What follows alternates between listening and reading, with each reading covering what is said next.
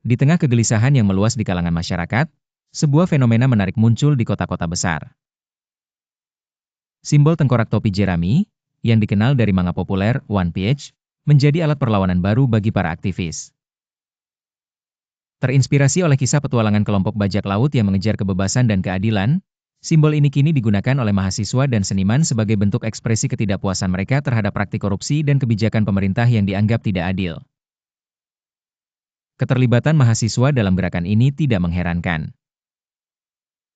Mereka adalah bagian dari generasi yang semakin tidak percaya kepada pemerintah yang ada, menyaksikan betapa korupsi dan ketidakadilan menembus berbagai struktur sosial dan ekonomi.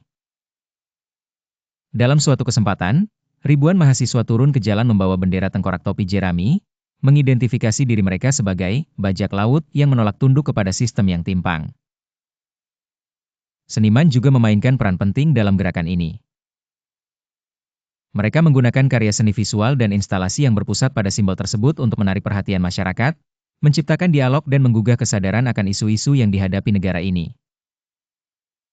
Sebuah pameran seni jalanan di pusat kota menggabungkan tema One Piece dengan kritik tajam terhadap kebijakan pemerintah.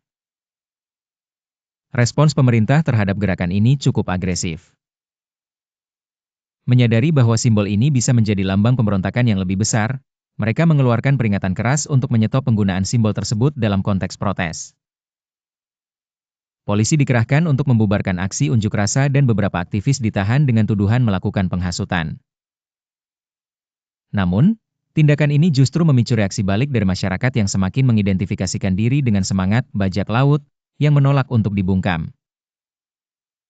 Konflik ini mencerminkan ketegangan yang semakin meningkat antara pemerintah dan masyarakat, dan penggunaan simbol One Piece sebagai alat protes menunjukkan bagaimana budaya populer dapat digunakan sebagai alat komunikasi dan perlawanan yang kuat.